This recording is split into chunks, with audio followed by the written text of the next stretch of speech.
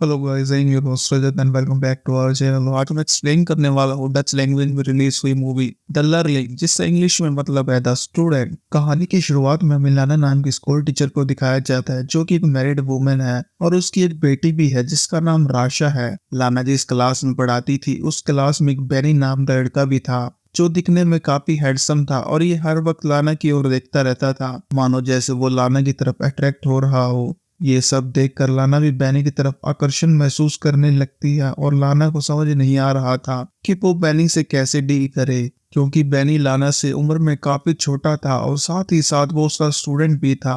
कभी कभी तो बैनी लाना के इतने करीब आ जाता था जिससे लाना को खुद पर कंट्रोल करना पड़ता था। इसलिए लाना जितना हो सके उतना बैनी से दूर रहना चाहती थी। अगले दिन लाना क्लास में आकर सभी स्टूडेंट्स को पेपर डिस्ट्रीब्यूट करती है और वापस अपनी सीट पर बैठ जाती है। तभी उसकी नजर बैनी पर पड़ती है और वो देखती है बैनी अपने टेस्ट पेपर में कुछ भी नहीं लिख रहा और लगातार उसे ही घूरे जा रहा है, मगर लाना उसे इग्नोर करके दूसरी तरफ देखने लगती है। स्कूल खत्म करने के बाद लाना अपनी बेटी राशा को लेने स्कूल में जाती है। जब लाना अपनी बेटी के साथ गाड़ी में बैठी होती है तो उसे वहां बैनी दिखाई देता है, जो अपने डॉग के साथ खेल रहा था।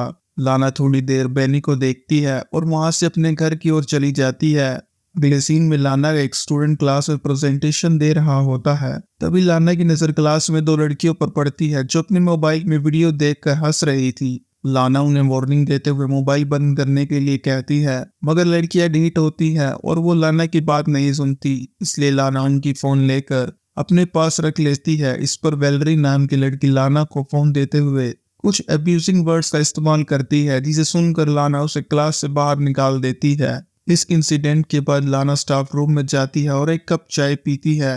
तभी उसकी नजर खिड़की के बाहर पड़ती है, जहां वो देखती है बैनी वेलरी को परेशान कर रहा था और बैनी उसके बैग का सारा सामान बाहर गिरा देता है और आखिर में उसकी साइकिल को उठाकर पटक भी देता है। यहाँ हम समझ पाते हैं बैनी वेलरी के साथ ऐसा बिहेव इसलिए कर रहा है क्योंकि उसने क्लास में लाना के साथ बदतमीजी की थी। अगले दिन लाना क्लास के बाद बैनी से कहती है, मैं तुमसे कुछ बात करना चाहती हूँ, इसलिए तुम मेरे साथ क्लासरूम में चलो जहाँ हम देख पाते हैं पूरी क्लासरूम खाली होती है। लाना सबसे पहले बैनी से उसका हालचाल पूछती है और उससे कहती है, क्या तुम्हें स्कूल में अच्छा लग रहा है या नहीं, और उनसे ये भी कहती है, मुझे तुम्हारी फिक्र है और कल तुम्हें वैलरी के साथ बुरा बिहेव नहीं करना चाहिए था। फिर बैनी को समझाते हुए उसके घुटने पर हाथ रखती है और उसे कहती है, अगर तुम्हें कोई भी मदद चाहिए तो तुम मुझे बेझिझक बता सकते हो। बैनी यहाँ लाना की ओर देखकर मुस्कुराने लगता है, इसलिए लाना तभी अपना हाथ हटा लेती है और बैनी लाना से कहता है, मुझे नहीं लगता तुम मेरी किसी प्रकार से मदद कर सकती हो। तब लाना उससे बताती है, मुझे तुम्हारे फ्यूचर की फिक्र है क्योंकि तुम पिछले टेस्ट में फेल हो गए थे। लाना की बातें सुनकर बैनी उसे कहता है, फालतू की बातें छोड़कर सीधे सीधे मुझे बताओ, मैं तुम्हारे लिए क्या कर सकता हूँ। लानो को यहाँ कोई जवाब नहीं सूझता, इसलिए वह क्लास से बाहर चली जाती है। अगली सुबह लाना रनिंग करने जाती है और एक लेक के सामने रुककर कुछ सोचने लगती है। इसके बाद यहाँ से सीन शिफ्ट होता है और हम लाना को क्लास में देखते हैं, जहाँ उसे बैनी का बैग दिखाई देता है। इसलिए लाना बैनी की टी शर्ट निकाल कर उसे स्मेल करने लगती है। तभी उसे दरवाजा खुलने की आवाज सुनाई देती है, इसलिए लाना तुरंत वॉशरूम की ओर चली जाती है और वहां से टैप वाटर पीने लगती है।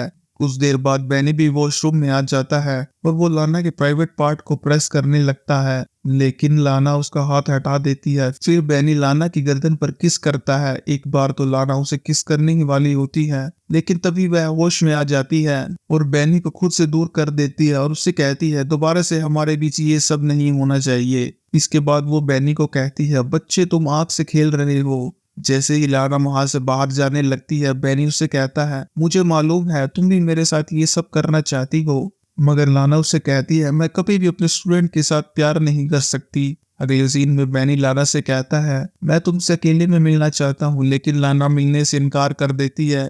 बातें करते करते दोनों सीढ़ियों के पास आ जाती है। लाना उसे कहती है, उस दिन जो भी हमारे साथ हुआ वो दोबारा से नहीं होगा और तुम मेरा ख्याल अपने दिमाग से निकाल दो। इतना कहकर लाना अपनी गाड़ी की ओर चली जाती है। तभी वह देखती है किसी ने उसकी गाड़ी पर एक बड़ा सा स्क्रैच मार दिया है और गाड़ी के साइड मिरर को भी तोड़ दिया है। इसके बाद हमें लाना को उसके घर में दिखाया जाता है, जहाँ वह अपने गार्डन के पौधों को ठीक कर रही होती है। तभी वहाँ उसका पति आ जाता है और वो उससे पूछता है, तुम्हारी गाड़ी पर इतना बड़ा स्क्रैच किसने मार दिया। लाना झूठ बोल देती है कि उसकी गाड़ी खंबे से ठुक गई थी। नेक्स्ट डे लाना अपने स्टूडेंट्स को टेस्ट लिखने के लिए पेपर देती है और सबसे पूछती है, क्या किसी को कोई डाउट है? तभी बेनी हाथ उठा लेता है और लाना से पूछता है, मैंने आपको प्रिंसिपल रूम में जाते हुए देखा था, क्या आपको प्रिंसिपल के साथ कोई चक्कर चल रहा है? इतना सुनकर लाना को गुस्सा आ जाता है और वो बेनी को क्लास से बाहर जाने के लिए कहती है, लेकिन बेनी उसकी बात नहीं सुनता और लाना की ओर गंदे गंदे इशारे करने लगता है। ये देखकर लाना को गुस्सा आ जाता है और वो बेनी के बैग को उठाकर बाहर फेंक देती है।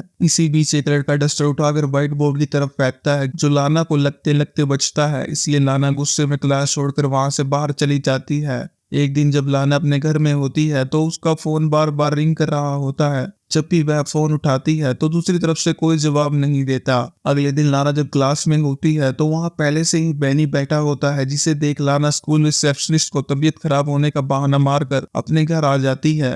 जब रात में उसका पति लाना से पूछता है कि तुम्हारा आज का दिन कैसा गया, तो लाना झूठ बोल देती है कि वह आज पूरा दिन स्कूल में थी और उसने बहुत एंजॉय किया। इसके बाद हम लाना को एप्पल खाते हुए एक लेक के सामने कुछ सोचते हुए देखते हैं। जिसके बाद लाना एक आर्ट गैलरी में जाती है, जहां वो पेंटिंग्स को घंटों तक घूरती है। तभी उसकी नजर बेनी पर पड़ती है, इसलिए लाना जल्दी से भागकर लिफ्ट में घुस जाती है। जैसे ही लिफ्ट के डोर बंद होने वाले होते हैं तभी वहां बेनी आ जाता है और लिफ्ट में घुस जाता है। बेनी सबसे पहले लाना के प्राइवेट पार्ट्स को टच करता है। इसके बाद लाना मदहोश हो जाती है और वो बेनी को किस करने की कोशिश करती है, मगर बेनी इसे रोक देता है और अपनी उंगलियों से लाना के बदन को सहलाने लगता है। जिसके बाद दोनों इंटीमेट हो जाते हैं। ये कांड करने के बाद लाना को बहुत अफसोस महसूस होता है और उसे लगता है वो अपने पति और बेटी से दूर हो रही है। इसलिए लाना चुपके से स्कूल के एडमिन ऑफिस में जाती है और वहां से एक पेपर निकालकर बेनी को ट्रैप करने के लिए पेपर उसकी जैकेट में रख देती है। जिसके बाद लाना आराम से स्टाफ रूम में बैठ जाती है।